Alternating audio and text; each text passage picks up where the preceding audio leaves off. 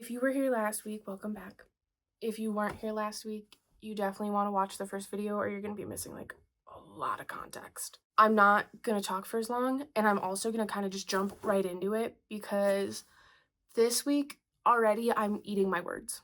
A lot of what I talk about in the first video is already coming up, and it does feel a bit serendipitous, like right place, right time. The assignments are meeting me where I'm at, my state of mind, to be doing this, but I'm just going to start with literally on the first page of this chapter, recovering a sense of identity. Also, if you've noticed, my background changed a little bit. I'll probably get into that some more because as I've been doing this a little bit longer, day after day, I am more motivated. I'm more in my creative mindset. And so I've gotten back to finishing this series that I was working on, and that's what's taking up my desk space so that I'm looking at it consistently. Anyways, common self-attacks are, okay, so I did this week, but it's just a temporary thing. Okay, so I got the morning pages done, I probably did them wrong. Okay, so now I need to plan something big and do it right away. Who am I kidding? I'll never recover. Not right now. Not ever. I feel like I quite literally said a lot of that stuff at the end of the last video, just that I felt like I was going through the motions, but I wasn't getting much out of it yet. And I tried not to be too pessimistic about it because it's just the beginning, you have to get into the flow of it before you're going to start feeling it. It's kind of like going to the gym for 3 days and then thinking, oh, I didn't automatically get the physique that I wanted. It's not working. You have to stick with it. It did feel like a bit of a call out to read exactly what I was thinking already. The whole goal of this week is to address the self-definition as a major component of your creative recovery. You may find yourself drawing new boundaries, staking out new territories as your personal needs, desires, and interests announce themselves, and the essays and tools that are aimed at moving you into your personal identity and a self-defined you. After the first page, you start to talk about a new vocabulary word, poisonous playmates. And the idea is basically folks that you have surrounded yourself with. Often they're really dear friends, their family, but they've started to become a negative influence because they're jealous of you trying to be a more creative person. Creativity flourishes when we have a sense of safety and self-acceptance. Your artist, like a small child, is happiest when feeling a sense of security. As our artist protective parents, we must learn to place our artists with safe companions. Toxic playmates could capsize our artist's growth. Not surprisingly, the most poisonous playmates for us as recovering creatives are people whose creativity is still blocked because our recovery threatens them. I don't personally feel that I have anyone in my life that my success threatens them too often, and maybe I just don't notice. But I definitely have noticed in this last week that as a rising tide lifts all boats. I have noticed in the last week that I have a lot of friends that we have these conversations repeatedly that we'd like to be more creative. We'd like to do these activities, these crafts, these things we've been talking about for quite some time now, and we always make excuses and find ways not to do it. That over the course of the last week, I was like, okay, well, I really want to be a champion. I really want to encourage my friends and I want to be a support for them. It's like the opposite of poisonous playmates. A lot of this chapter is focused on weeding out and setting boundaries with folks that you feel like they're going to stand between you and your progress. But I was on the opposite of this, and I was taking more of a positive aspect of let me uplift and focus on the folks who are beneficial to me. It'll go on for a couple more pages to talk about how blocked creatives will react, little ways that you might recognize these people are in your life, how they're affecting you. I read this chapter with my partner, and we definitely sat and identified a few folks that we felt made us feel this way. But for us, a big thing, honestly, was, like I mentioned in the first video, we just made a huge move. And so there is now a great deal of distance between us and the people that we identify with as our poison playmates. And I also think we've done a lot of work over the last year just to kind of weed those folks out a little bit more or set more boundaries, or, if it's someone who doesn't respect your boundaries, that you just distance yourself. And maybe they don't recognize there's a boundary between you, but you've made it nonetheless. You've made that distance. Then there's crazy makers. Crazy maker is a more extreme version of a poisonous playmate. It's someone that will go to a great extent to make things about themselves, which usually kind of steamrolls what you're trying to do. A related thing creatives do to avoid being creative is to involve themselves with crazy makers. You become a shadow artist because you're amongst someone else. And these are those people that you're going to be amongst. You're going to be amongst someone who's a poisonous playmate, who's keeping you from being creative, who's pulling you back, and a crazy maker, someone else who makes the spotlight about them, and so now you're just the shadow artist to this person. But sometimes it isn't a fellow artist. Crazy maker can be anyone who just takes up your time and your energy. Crazy makers are those personalities that create storm centers. They are often charismatic, frequently charming, highly inventive, and powerfully persuasive, and for the creative person in their vicinity, they are enormously destructive. You know the type, charismatic but out of control, long on problems and short on solutions.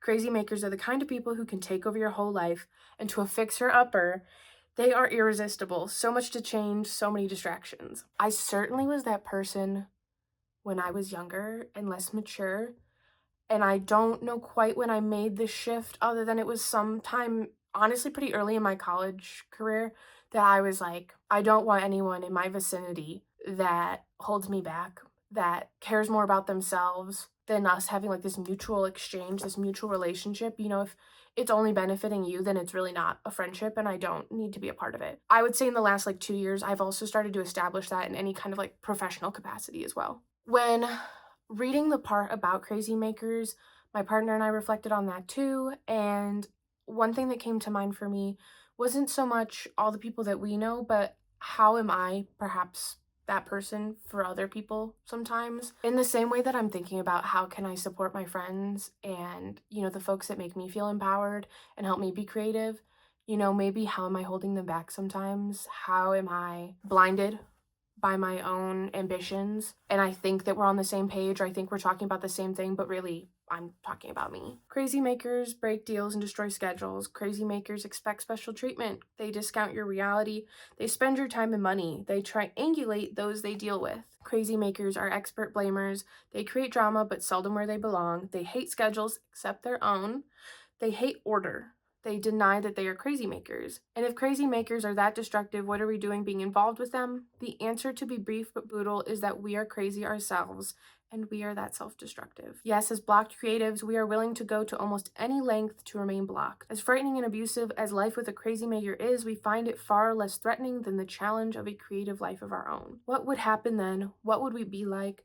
Very often we fear that if we let ourselves be creative, we will become crazy makers ourselves and abuse those around us.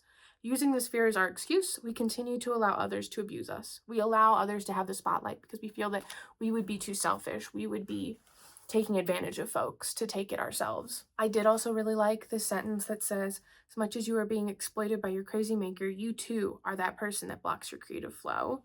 That's really the mindset that I'm in. I'm not trying to point fingers at too many other people, but I know that I am really my biggest op.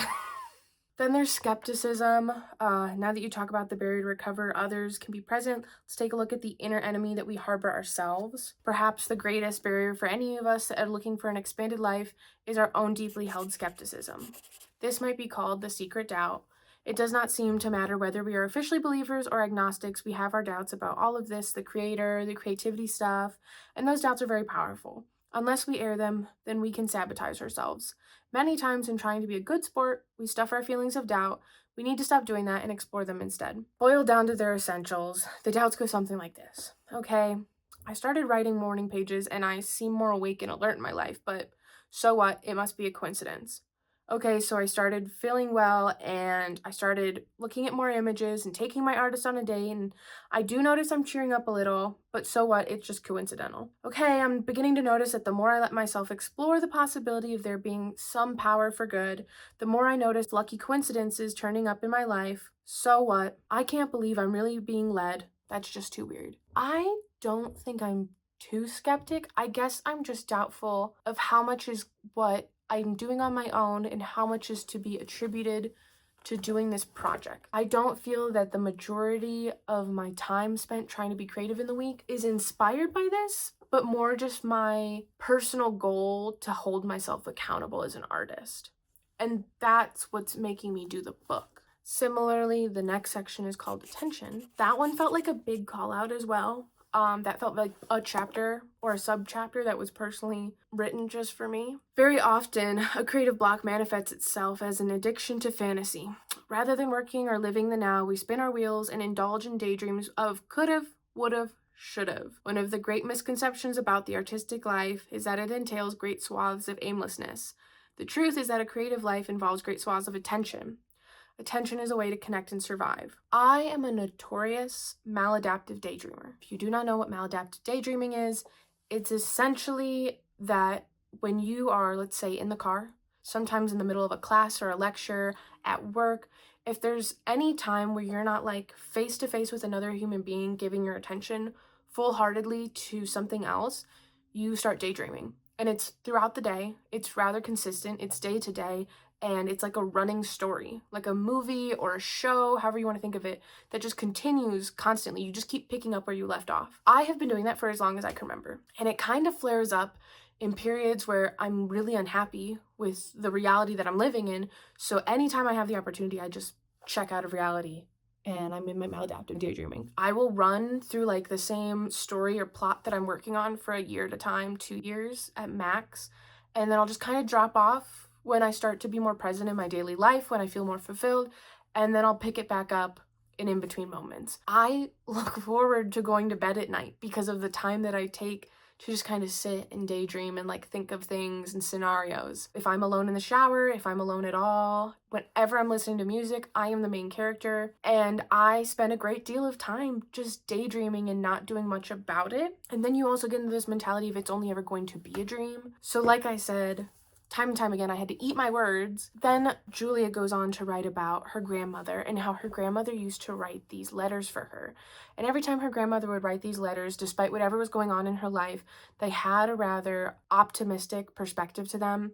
She would talk about how the flora and fauna reports, the forsythia is starting, and this morning I saw my first robin. The roses are holding even in this heat. The sumac has turned, and that little maple down by the mailbox. My Christmas cactus is getting ready. So time after time, Julia's grandmother would send her these letters, and even if she had these very tumultuous things going on in her life, she continued to be optimistic about what was happening around her. You know, that sentence in particular, that the roses are holding even in this heat. My grandmother was gone before I learned the lesson her letters were teaching. Survival lies in sanity, and sanity lies in paying attention. Yes, her letters would say that Dad's cough is getting worse, that we lost the house, there's no money and no work, but the tiger lilies are still blooming. The lizard has found that spot of sun, the roses are holding despite the heat. My grandmother knew what a painful life had taught her, success or failure.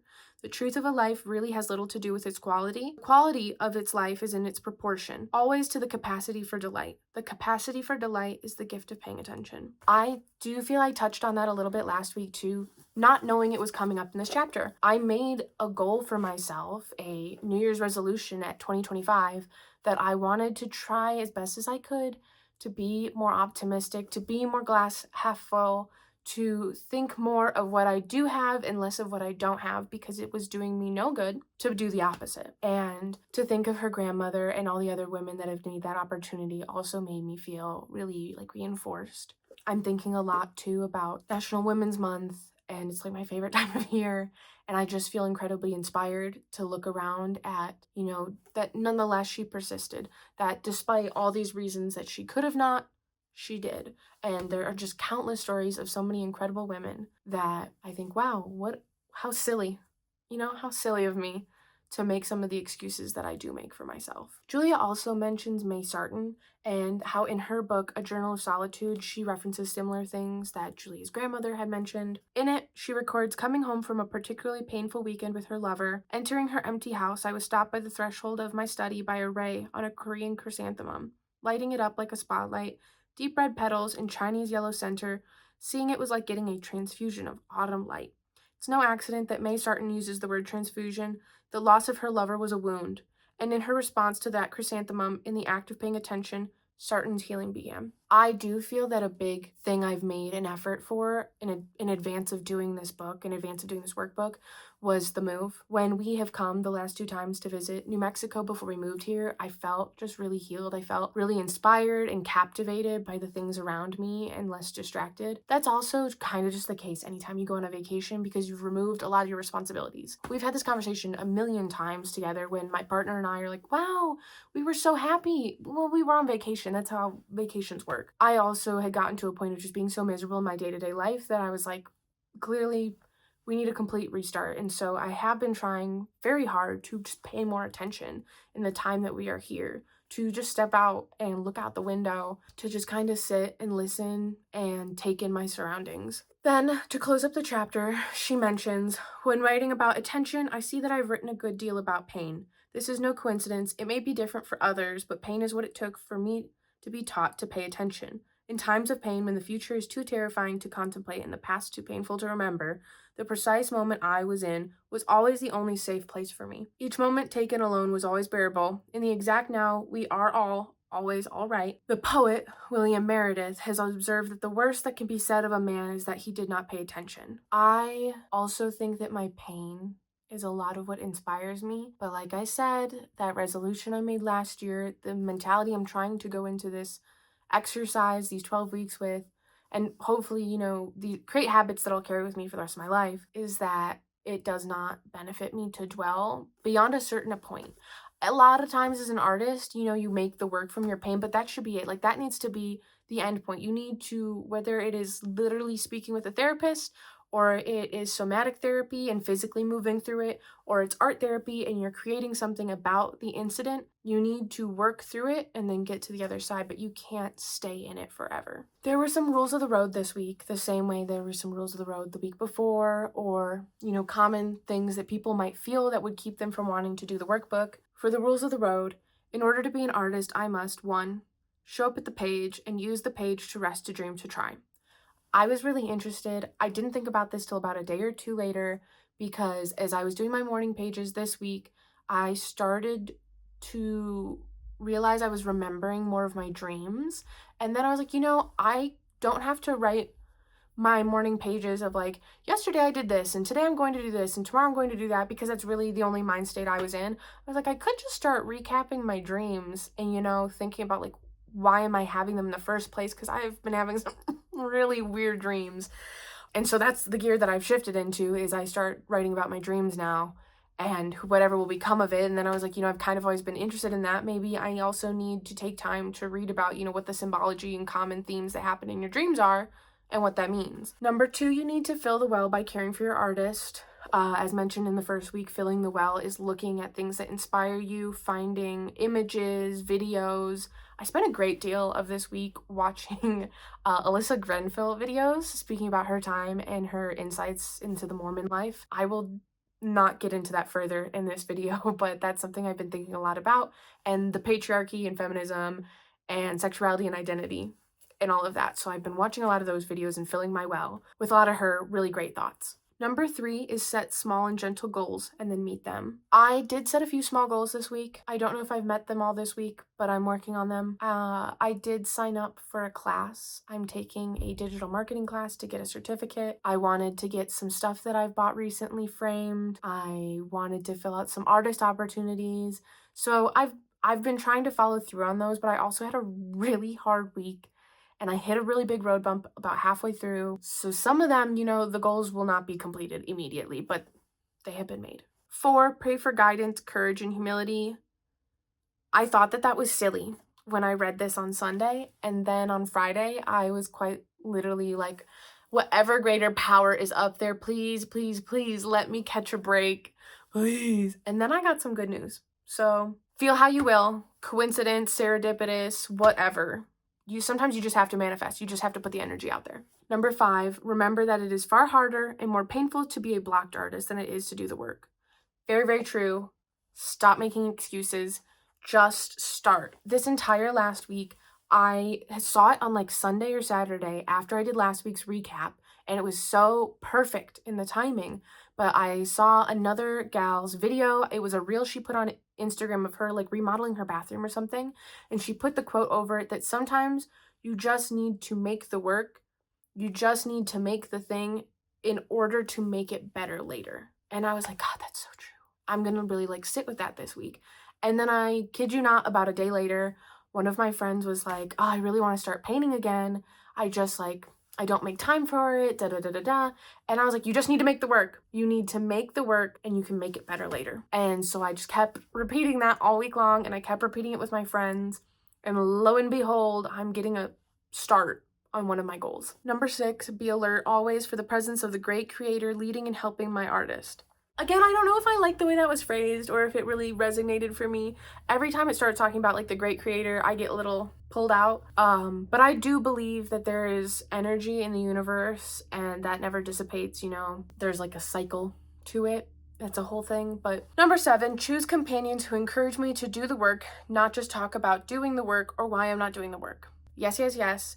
And also be that companion for the people around me. If I'm going to take from the well, if I'm trying to fill my well, fill others' wells. A rising tide will lift all boats. Remember that the great creator loves creativity. I don't know, number 8 was weird. I didn't like that. Number 9, remember it is my job to do the work, not judge the work. I don't know, I'm such a cynic. I love to judge things, so I don't know whether or not I do or don't agree with number 9. Number 10, place this sign in my workplace. The great creator, I will take care of the quantity and you take care of the quality. I also thought that one was a little silly. What I think is crazy though is that on like day 3 of this week, I sat down and I went back through this chapter. That's one of the assignments for the week, is to really go back through the basics and go back through this chapter and familiarize yourself with them. And I wrote down that I just thought that this list was so dumb. I thought that it was really trivial and it gave me the ick. And then as I get through the week, I was like, God damn it. Again, I'm eating my words and I just need to stop talking before I do the damn thing. Okay, so tasks for this week were affirmative reading.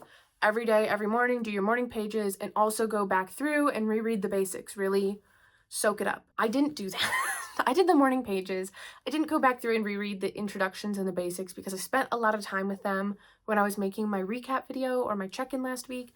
And I'm also really familiar with some of these tools already, so I didn't feel that I needed that. But if you've not used them before, I do think it would be really beneficial. I would also still recommend that to my partner or my friends. I also didn't do my morning pages every day. I did my morning pages every day but one. That day was Thursday. Like I said, I hit a road bump about halfway through the week and it just kind of went south really fast. That day in particular, I thought about it afterwards and I was kind of curious how I would feel on a day that I don't do my morning pages. Would I feel a significant difference? I think that there's 2 reasons why I did not feel a significant difference, and it's not the morning pages' fault. It's just the situation. 1, I was never going to be in a good place, a mental place to be creative. All I wanted to do that day after everything happened was crawl into myself and rot in my bed. I was never going to get creative. I think even if I had done the morning pages in the morning, sometimes I just have those waves and it wasn't going to go. However, maybe I'm wrong. Maybe if I had done the morning pages right before that incident happened, I wouldn't have been as triggered. I would have been in a more open mindset and I would have reacted differently and I would have bounced back and felt a lot differently throughout the day. Personally, I don't think that that's true.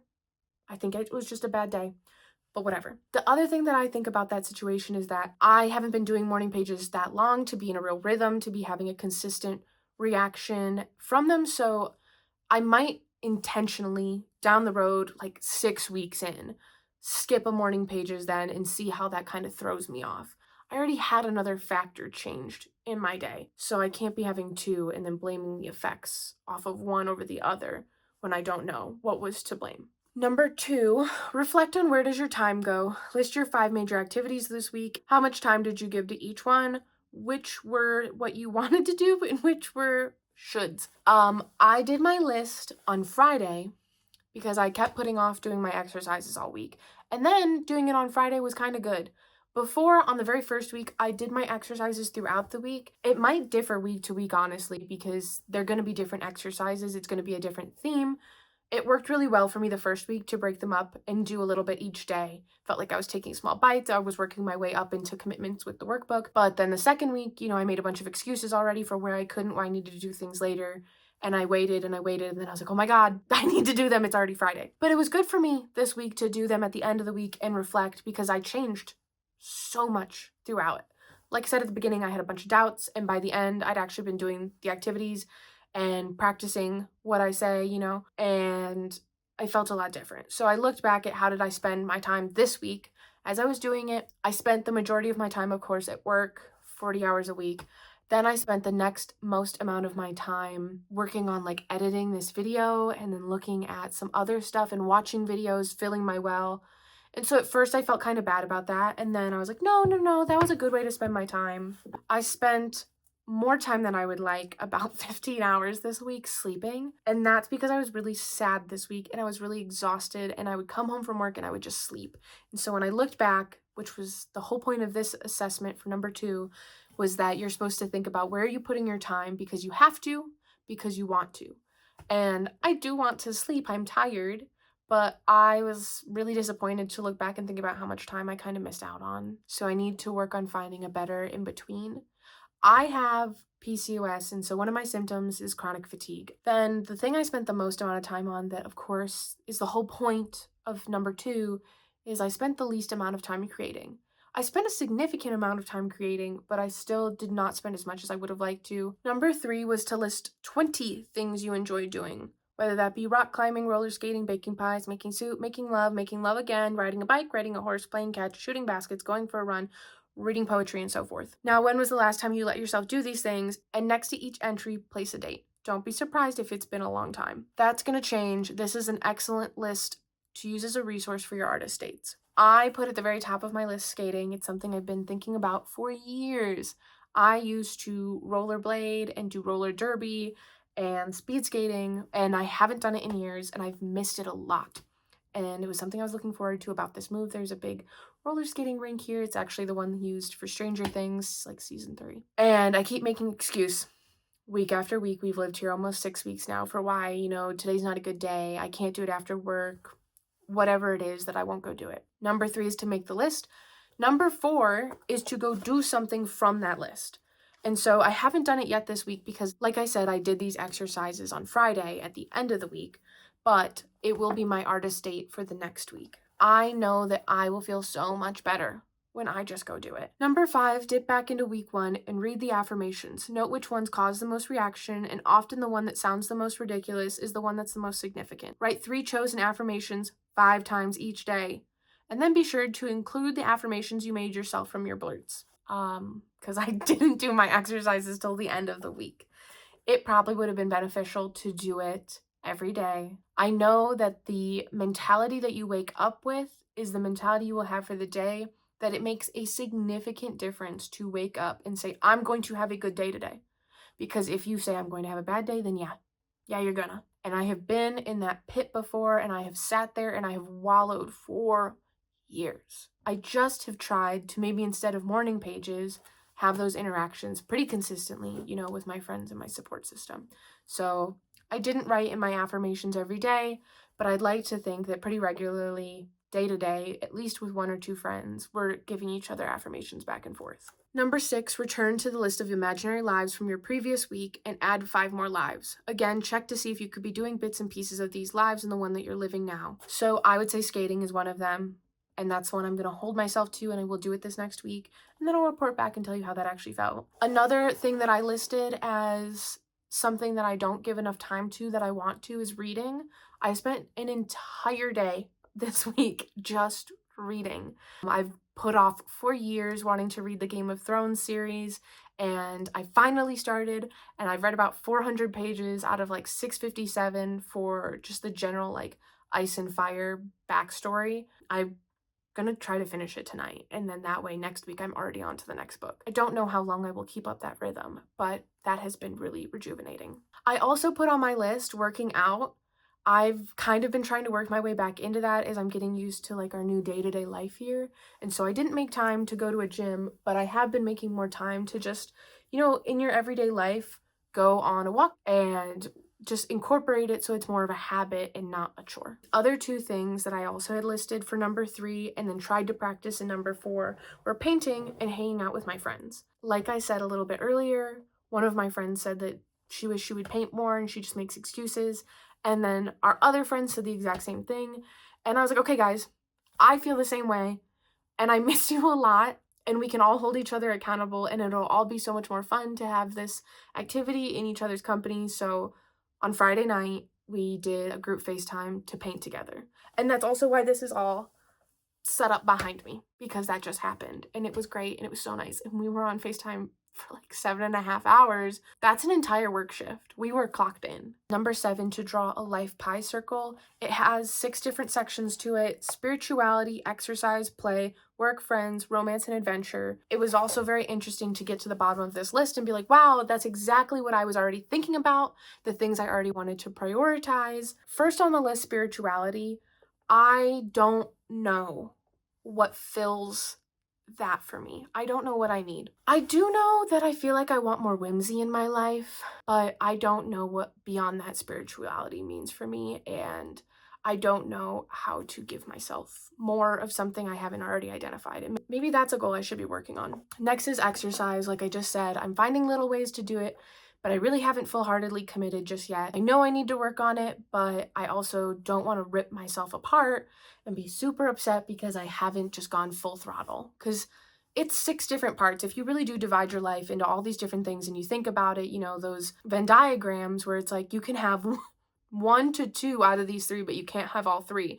And usually it's like a social life, successful work or school, and then plenty of sleep and rest. That's really how this pie circle feels. I can't fill all 6 fully without giving from one other. Play, I did try to do a bit more. I feel like I did not get enough play this week and I need to work on that more. Maybe I'll do a check-in of my pie circle a few weeks from now.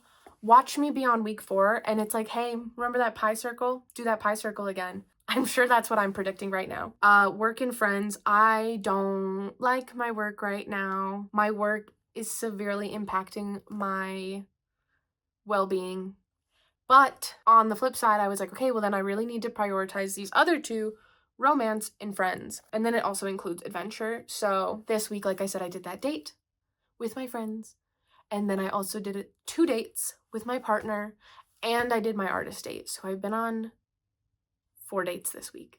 That was very helpful. Like, I would say that work and spirituality were so negative and they really brought my overall week down, but I just tried as best as I could to pour into the others, and for that, I do not feel like my week was a complete loss. There is a number 8, 10 tiny changes. List 10 changes that you would like to make for yourself, from the significant to the small, or vice versa. I would like to change a lot of the things that were mentioned in the previous exercises that I don't feel that I'm holding myself accountable for. I'd like to sleep a little less. Just the extra sleep I do.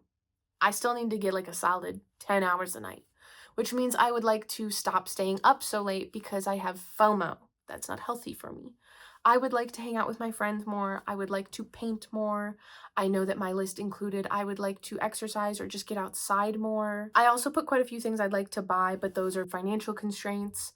So now I just have a list to prioritize. I want a new dresser. I wanted a new bed set. I wanted to get frames for some of my artworks. And so I did some of those, but obviously I can't just do them all right away. Then number 9 was select at least one thing from that list of 10 and make it a goal for this specific week. Some of those can be goals that you do later on, but this week in general. And number 10 was, of course, to now do that item. I've done several of them. That was not intentional, or it wasn't because I set it out at the beginning of the week. I did not do these exercises on Monday or Sunday. I did them all on Friday, and I realized that I had just gotten already into the habit of holding myself more accountable. Finally, just your check-in. Did you do your morning pages? Yes, every day but one. Did you do your artist date? Yes, I did my artist date at the beginning of the week. 1, because that's just when it was happening. I went to a fashion show. It was a little peculiar, but I also really enjoyed it. I found it a bit inspiring. I thought about how I used to do more fashion photography, and while it's not always really prevalent in my practice, that it could also just be fun to get to interact more with other artists whose art that I like to look at, that I like to, you know, be a part of, just collaborating and doing it to do it, not because I'm thinking of an end goal, not because everything needs to be profitable, so on and so forth. But I did my artist day at the beginning of the week, which also meant all week long I didn't have to be like, oh my God, it was this big looming thing that if I didn't do it, I would feel bad or I'd feel pressured and I wouldn't leave as much time for it. I gave myself about 2 hours. Then I also have been trying to have like a date with my partner every week. We did that. We went to the Oddities and Curiosities Expo this week, and that was super fun and very inspiring for me. Were there any other issues this week that you can consider significant for your recovery? Describe them. If I haven't by now, I don't know what else I could consider significant. I think this week had a lot of roadblocks, and that can feel very disheartening so soon. But I also am really trying to be as open-minded as possible, that this is just the beginning, and as the weeks go on, it will have a more significant impact and it'll pick up the pace. All that being said, I'm feeling pretty good about this. I think what made me feel the best was doing it with friends, having someone that I can rely on, really thinking about my champions, thinking about being a champion for others, and yeah, setting those boundaries. I have no clue what next week is to hold, but I look forward to it. I hope that I have more to show. I plan to finish these paintings in the next week, and maybe that's something I can talk about, but we'll see. Thanks for watching.